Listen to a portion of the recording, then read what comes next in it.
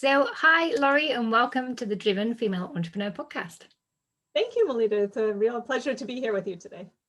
So, I'm really excited to speak to you because you're an entrepreneur, but you help women to return to a corporate environment, and you also work in a corporate environment too. So, you've got so many strands to your story. I'm looking forward to kind of delving in and learning more about your experience and how what you teach others can help the audience here today. But I'm really curious, what was it that made you get your business started in the first place? Sheer desperation, Melita. It was my own return to work after parental leave that really drove me to say, oh my gosh, there is a gap in resources. So I have two boys who are wonderful redheads, and they are 7 and 10 years old. One just turned 10, and they're in fourth and second grade right now.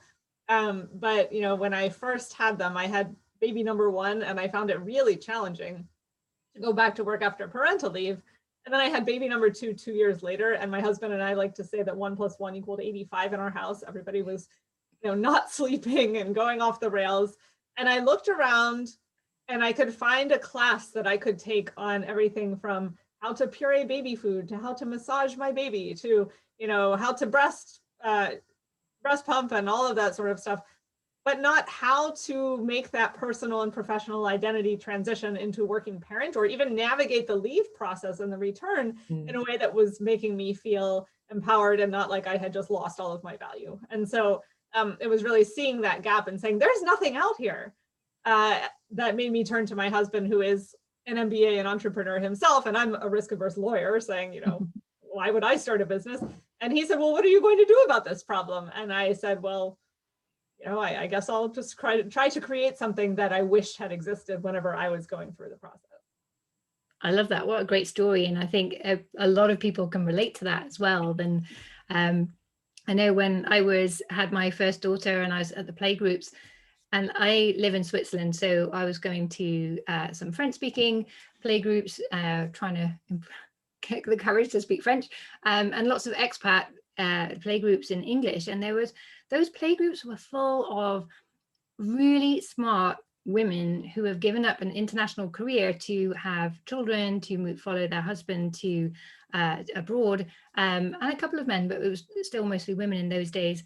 And they just lost all faith in their abilities and their power. And I was just made me mad. And I really love that when I left my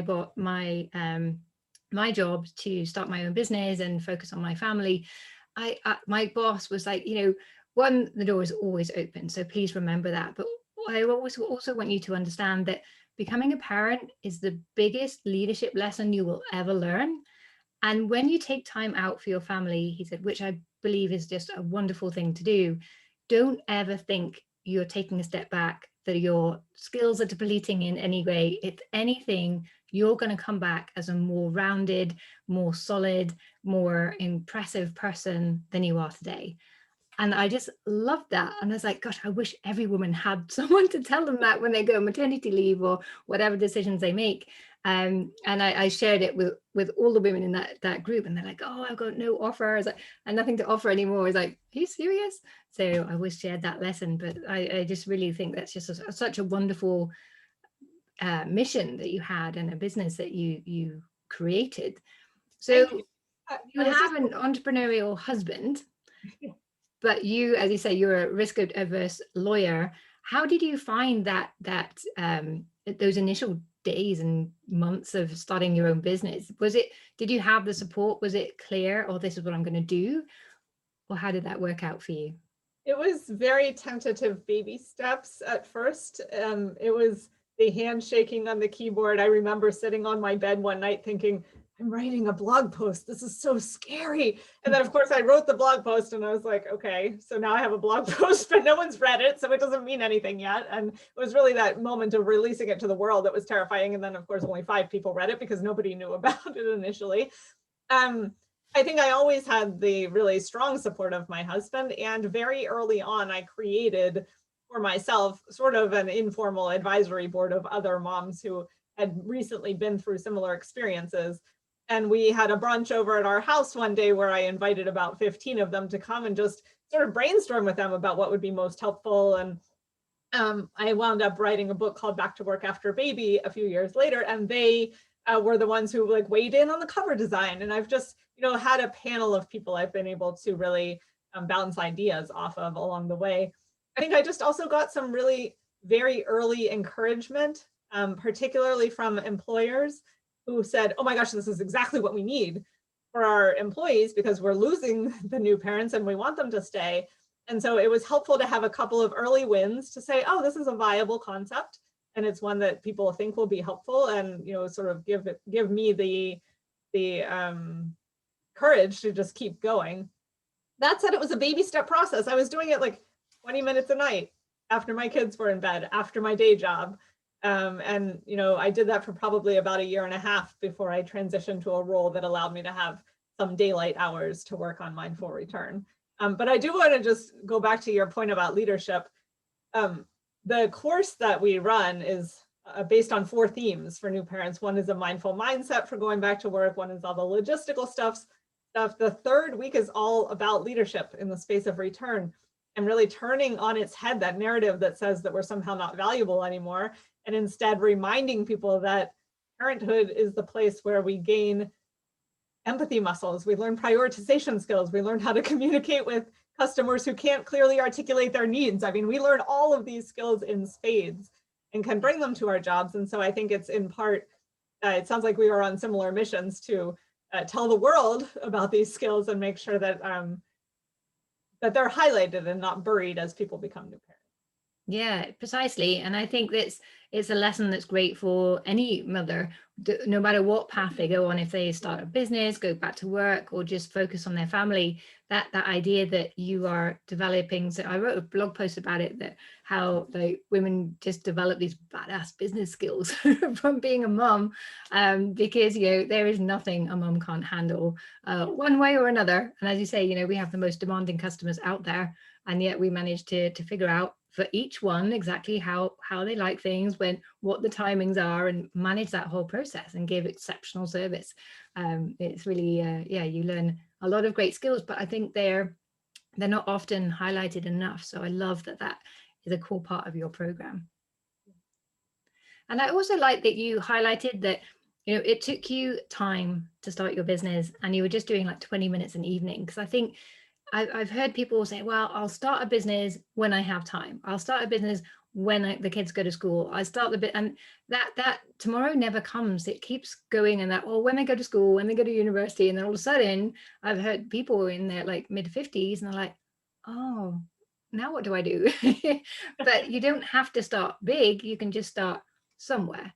Yeah, in fact, I remember I was working full time and I had some business trips across the country. And I loved the fact that I had like a 4 or 5 hour plane ride from, Washington, D.C. to San Francisco, because there was no one attached to my leg. I didn't know anyone on the plane. I think I didn't have Wi-Fi, and I could just work on my business for a couple of solid hours in that, transit time. And I also did things like map out, I think I said that there are 4 themes to my course.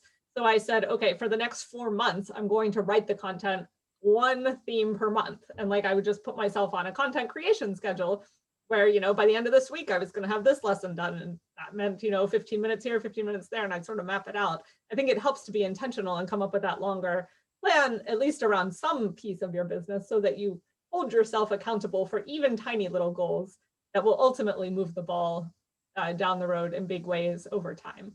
Yeah, I think that's wonderful. And as you say, it's all about being planning and being intentional, because quite often we get overwhelmed, and overwhelm doesn't really come from having too much to do. We always have too much to do, but more from not knowing what to do next.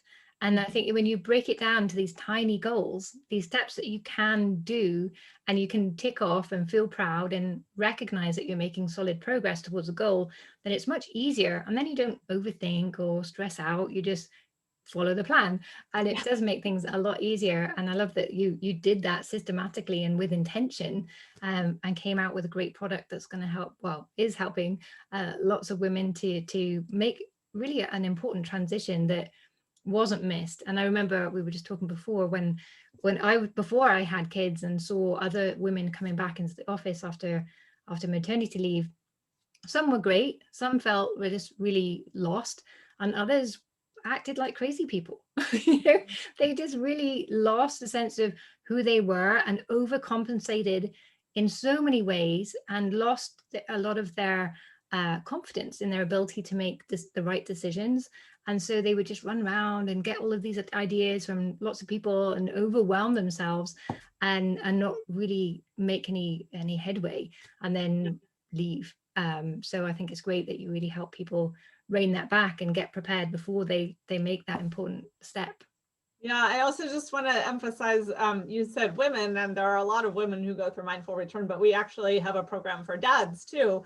And I'm sort of all about elevating the conversation to make it less gendered, because the more we do that, the more equal caregiving we will have throughout the world, and less stigmatized I think maternity leave will be. I think this is also a lesson in listening to your customers. So I started having employers who would come on board and say, sure, I'm going to offer your course to my employees to come back from maternity leave, but where's the dad version? Because I can't offer a course that only, isn't gender neutral, and I need to be able to offer the same thing to all of my employees.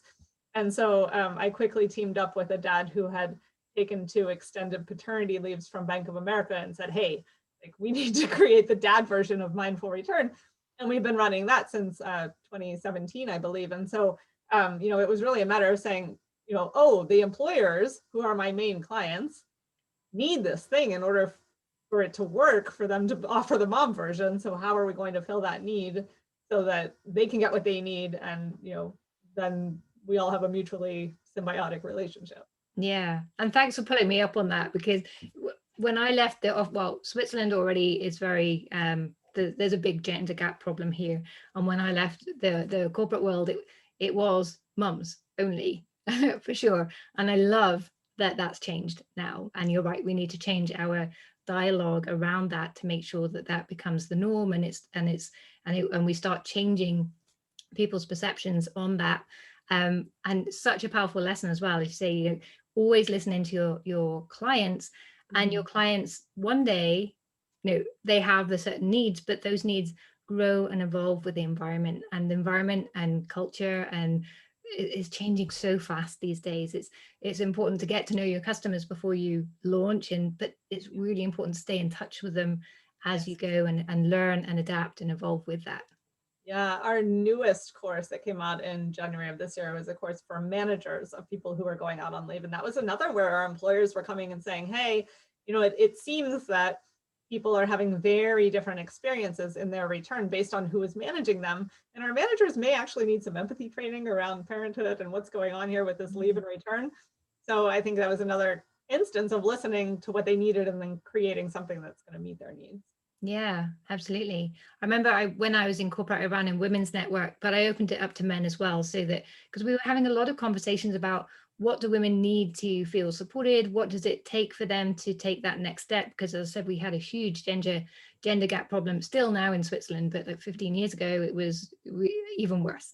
And it was so important to have men as part of that discussion, and they really started to see women in a different light completely. They started to see women as leaders, as people who could speak up and share their values and their ideas, and co-create things together. And they took that forward, and then they had more confidence promoting women as well. But having that understanding of what women really needed from being part of that candid discussion with also women from different parts of the organization, with different needs, different ages, it really helped them to become a better manager. So I think it's absolutely right that they should be part of that process. And it's great again that managers as well, companies are starting to recognize that too. So when it comes to I love that you've called it mindful return, because I think mindset is so important, and particularly as well, women, but probably you'll correct me and say men are the same. But when we take time out and we're in a completely different environment, and then we'll get thrown back into entrepreneurship or into a corporate environment, adjusting to that can be really difficult, particularly when those two environments are so different. is there any particular advice you would give to people listening who are in the process of that transition, whether into entrepreneurship or corporate at the moment? Yes. So I named it mindful return because for me, mindfulness means two things. One, the ability to really be present with your baby and your family when you're with them, and the ability to be present when you're working in your career. And then the second thing for me is the mindful, thoughtful jujitsu planning that goes into making a day in the life of a working parent actually work. So we really focus on both themes in the course. But in terms of sort of one suggestion that I'd have around a mindful mindset, it's that micro changes and micro pieces of time matter. You know, in the early days of new parenthood, you think, I don't have the bandwidth to do anything for myself. You know, so forget self-care, forget, you know, anything that might be just for me. But I think even teeny tiny transition rituals and micro mindfulness practices can make all the difference in how you're feeling in your day. And you know, one example is that before COVID struck and I had a commute, I used to take the metro in Washington, D.C. down to my office, and then I had a 5 to 10 minute walk from the metro to my office. And for a long time after my babies were born, I would get off the metro, I would find a park bench or go into a hotel lobby if it was raining or snowing, and I would put on Insight Timer, the meditation app, and just sit there and listen to a meditation app for 5 minutes and sort of transition my head from mommy world to work world. And I walked into the office a much more calm and put together human being than, you know, had I run straight from the metro into the office. And it was only 5 minutes, so it didn't really matter either way. So, you know, just finding those teeny tiny pauses where you can intentionally say, okay, I'm now reorienting myself in this direction versus reorienting myself in that direction. I think especially in this world of work-life mush we're experiencing, my kids are still home. You know, they have been since March 2020. It's pretty insane. But like being able to pause and intentionally redirect your your attention makes all the difference in whether I'm feeling completely overwhelmed and incapable of handling what's going on today, or empowered and able to do the next thing on my list. I love that. And I think, as I remember listening to Miracle Morning, well, I listen to all my books because I'm too tired to read half the time. And you know, a lot of the time I was thinking, yeah, this is really great in theory, but for a working parent, you know, you've so focused on getting the kids organized, getting everything set, then like leaving the house on time or getting to your first meeting, whatever that may be. It's like, where's the time for a morning routine? So I love that you've broken it down into these just little moments, and that you're right, they can make such a big difference. They're nice signals and triggers and help you to switch from one to another and feel prepared and empowered and ready and centered before you engage in the next completely different activity. Yeah, if I may, I have one more that I use in the morning, Please which do. is I multitask my shower. And whenever I was having a really big struggle after having my second child, someone told me that setting an intention for your day can really help. And I said, that's great, that's great. I'll set an intention. And then like 4 or 5 o'clock would roll around in the afternoon and I would have forgotten to set the intention. So I came up with an acronym that I use in the shower. I've used it in the shower for like 5 or 6 years now. And the acronym is ISS, which, you know, sounds like a form of to be. And the I stands for set an intention. The first S is stretch and the next S is savor. And so I set an intention for my day, whether that's go to bed at 9 p.m. tonight because you're exhausted, or do this one piece of the business puzzle that you've been trying to get done, or just cuddle with your kids. That could be the intention. A couple of yoga stretches, and then savor, like taking that moment of gratitude practice in the shower to be like, I have hot water, we have toilet paper, there's food, no one's bombing my house, we haven't gotten COVID, like it's going to be okay, really can reorient your head, even if it's that, you know, just 5-minute window that you have where your children aren't attached to you and you happen to be getting ready for your day. Yeah, I love that. I don't set it an intention, well, I guess it is really, but I always have just one single focus for the day. It's like, if I do this one thing by the end of the day, I'll be happy. And then everything else is a bonus, because then I feel accomplished by the end of the day. Otherwise, I used to have just this endless to-do list and I would never like finish the day. You know, I would always, I'd finish and then go and like cook tea for the kids, but I wouldn't really, my mind would still be elsewhere. So just having one focus, and it means that I can get more done in a day because I just get that one thing done and feel great about everything else I'm doing. And I had a mentor once that gave me the advice is like, you just can't ride two horses with one ass. So that's my intention, to have one focus, and it really works. I get so much more done, and people always comment, how do you get so much done? It's like, well, I just do one thing a day. Anything else is bonus. And yeah, the stretching and having that gratitude practice, that's just one of those practices that is so simple. It takes seconds, but it can change everything. It really, where attention goes, energy flows. And when you focus your attention on the good things and the highlights of your day and everything you do have, it really sets you up in a much better frame of mind to make the most of everything available to you, rather than seeing all the bad things and the challenges, which we can quite easily get bogged down in otherwise. So I love that ISS. That's fantastic. I'm going to be remembering that myself. It's been a lifesaver for me. Great. Is it, I've really enjoyed listening to you and hearing your story and your business. I just think it's just perfect. And part of me thinks it's just such a shame that you did it, because it's like, why was that not there already? But it's, yeah, fantastic. And I know you started in America and you're launching in the UK now as well. Yes, indeed. So since we launched in 2015, we've had folks from across the United States, but also 8 or 9 other different countries join, because as long as you speak English, you can participate in the course. It's entirely asynchronous, so there's no time of day that you need to be anywhere. So we've had folks from Australia and Canada and England and whatever join. But I recently developed a relationship with a wonderful woman in the UK named Anya Smirnova, and she is a former lawyer turned coach. And we talked about creating a chapter that's specific to the mums in the UK and their particular parental leave practices. And we said, we'll give it a go. So we just kicked off our first cohort of UK-based moms in January. And we worked together to retailor the course content to put it in British English and to have it reference the policies and cultural norms of UK. So we're off and running with the UK version and are really excited with how it's going. That's fantastic. Congratulations. Thank you. So you've shared already so much advice and encouragement and some really golden nuggets of wisdom that I know everyone can take away and apply. And I love that everything you've shared is just so easy as well. And is there anything else that's helped you in your journey that you'd like to share that perhaps we haven't touched on yet?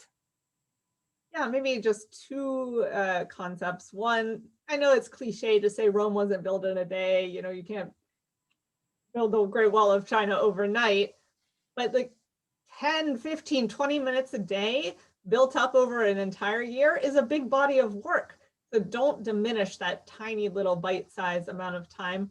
And the other thing that I had a really hard time getting my head into and over initially was the whole selling idea. And my husband, who's a marketer and an MBA, really convinced me that how could I help people if they didn't know what it was that I had to offer? And so for me, I think the advice really is to say, it's not selling, it's telling people how you can help them. And if they don't know about your solution, then they can't use it. So I think for me, it was a mindset shift there as well. Yeah, I love that. And I think a lot of people struggle with that idea of, because, and I've tested this out in my business coaching group. And I asked them, like, what words do you associate with salespeople? And they came up with all these words, dishonest, that they're pushy, and they just came out with all these awful words. Like, okay, great. How would you describe a sales professional? And their language changed completely. They're like helpful, they are knowledgeable, they give great service. And so that tiny mindset shift can really change things. And if you're doing sales the right way, then it's all about understanding the other person and serving them, because you can't sell without permission. And it's all about helping them to make that right decision for them and guide them towards that, and being willing to say, I can't help, I'm not the best solution for what you're looking for, but hey, here's someone else, or now you have better clarity about what would help you. So you've always got to be willing to walk away from that decision, but thinking of it as sales as service. And there's a hilarious video. I'll put it in the Driven Female Entrepreneurs Facebook group, called Sales as Service. And it's this American like mom and pop store, and all the it's so bad, but it really drives that message home to you. It's very funny. But yeah, sales is all about service, and it's a really important part of our business. No one likes to be sold to, but everyone likes finding solutions to their problems. And I think it's that kind of difference, isn't it, which can be subtle but important. Yeah, I look forward to watching the video. It's very funny. So I'm going to put all of your contact details and information in the show notes below here. But for anyone who's feeding their kids or doing the school run at the moment, how can they find you? Sure. So my website is www.mindfulreturn.com. All one word? All one word. Yep. Okay. You can find my book, Back to Work After Baby, on Amazon. Mindful Return is on all the usual social media channels, so come follow us for some daily inspiration over on Twitter and Instagram and Facebook and LinkedIn. If you listen to this episode, you can feel free to link in with me.